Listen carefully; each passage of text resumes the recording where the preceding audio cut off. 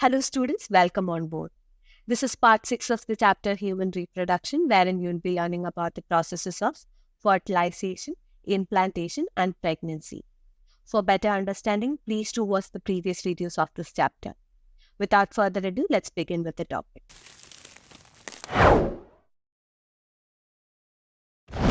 Let's begin with the process of fertilization. What is fertilization?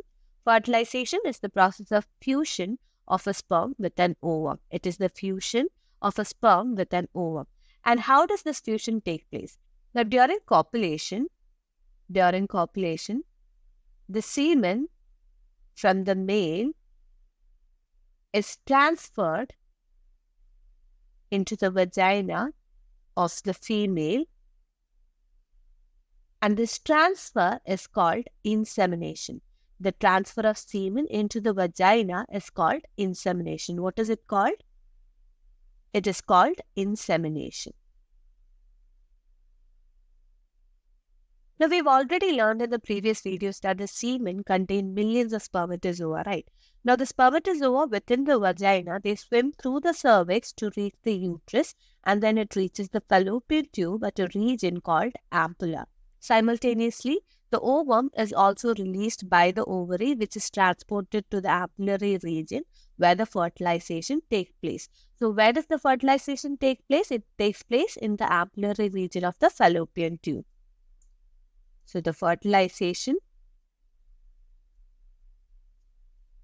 takes place in the ampullary region, of the fallopian tube. Alright. Now we learn what happens during fertilization. As you can see here, the ovum is surrounded by several layers. The first layer is the plasma membrane. Around the plasma membrane, there is a layer which is called zona pellucida. And around zona pellucida, there is a layer of cells which are called cells of corona radiata. Now, the sperms will have to cross all these layers in order to fuse with the ovum. When the sperm comes in contact with the layer of zona pellucida, it initiates some changes within the membrane. This is to block the entry of other sperms so that only one sperm fuses with the ovum. Alright, so when the sperm comes in contact with the zona pellucida layer,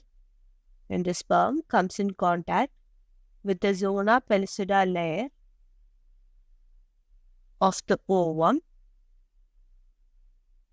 it induces some changes in the zona pellucida, which helps to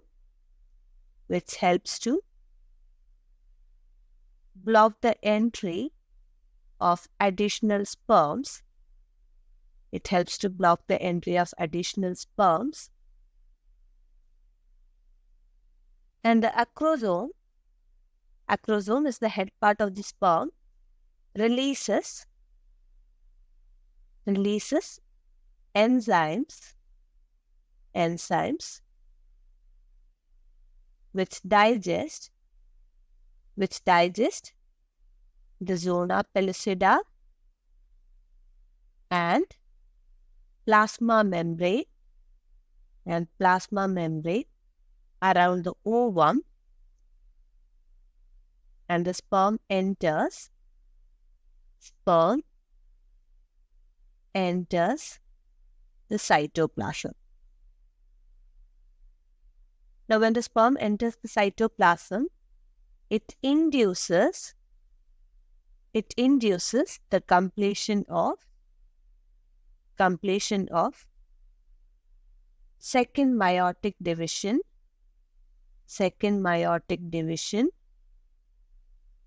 of the secondary oocyte,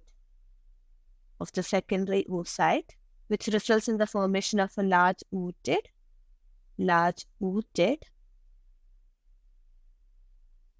and a second polar body. Alright. Then finally, the nucleus of the sperm and oocyte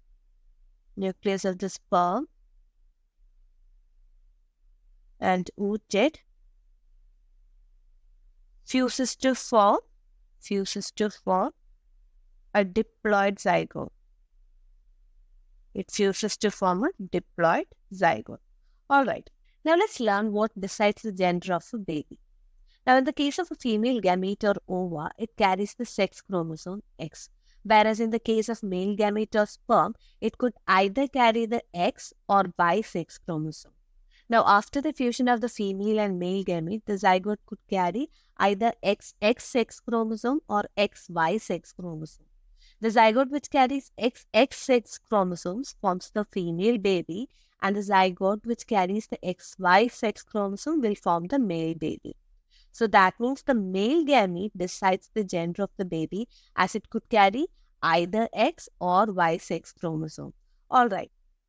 So on which gamete does the gender of the baby depend on? It depends on the male gamete. Alright. After the fertilization, the next process is implantation. We've already learned that the ovum fuses with the sperms in the ambulatory region of the fallopian tube to form the zygote, right? Now, this zygote begins cleavage or mitotic division as it moves through the fallopian tube to enter the uterus. And this mitotic division or cleavage division, it results in numerous daughter cells which are called blastomeres. The daughter cells are called blastomeres. Now, an embryo with 8 to 16 blastomeres is called a morula. What is it called? It's called a morula. Morula is an embryo with 8 to 16 blastomeres.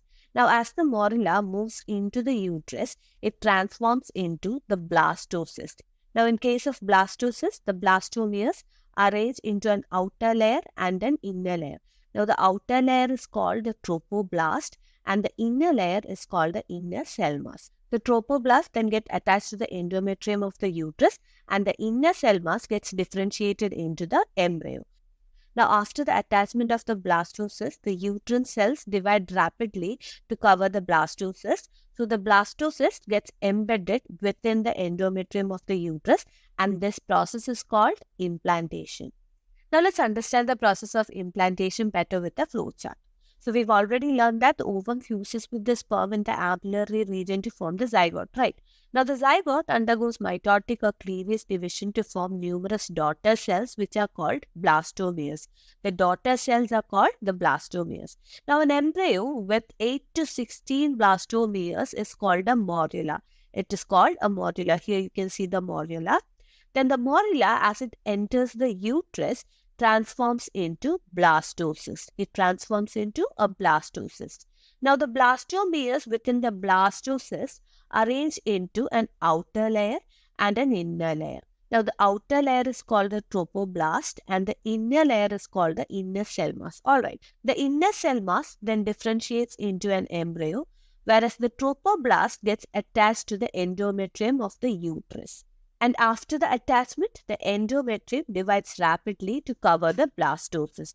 Now, the blastocyst gets embedded in the endometrium and this process is called implantation. So, when the blastocyst gets embedded in the endometrium, it is called implantation. Alright. Now, we learn about the changes that take place during pregnancy. Pregnancy occurs only after the implantation. So, after implantation, the tropoblast develops certain finger-like projections which are called chorionic villi. They are called chorionic villi.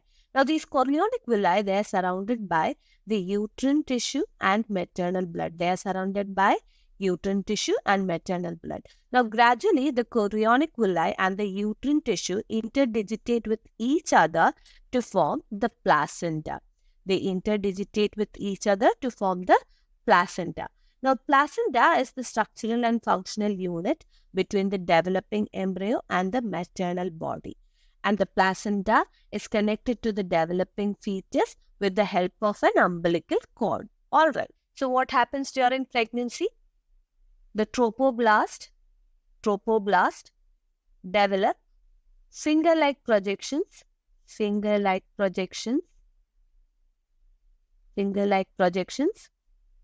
which are called chorionic villi. They are called chorionic villi. And these chorionic villi, they are surrounded by the uterine tissue and maternal blood. And gradually, the uterine tissue and chorionic villi and chorionic villi interdigitate to form the placenta. It forms the placenta, and placenta is the structural and functional unit between the developing embryo and the maternal body. All right. Now the placenta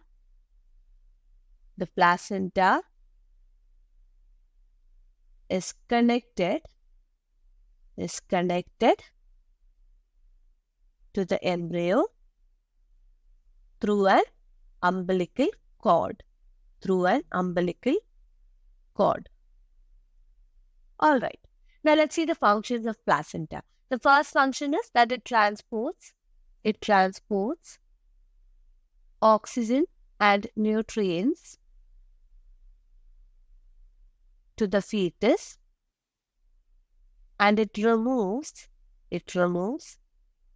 carbon dioxide and waste materials produced by the fetus. The second function is that it acts as an endocrine gland which produces 4 hormones. The first one is human chorionic, gonadotropin.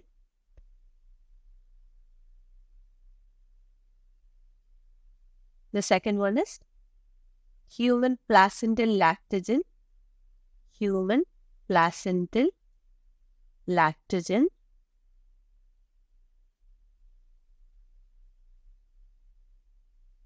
The third hormone is progesterone, and finally estrogen. Now all these hormones, they support the fetal growth. And maintains the pregnancy. All right. So that's it for the session. This was part 6, where we've learned about the processes of fertilization, implantation, and pregnancy. In part 7, we'll be covering embryonic development and parturition. If you found this helpful, please do like the video.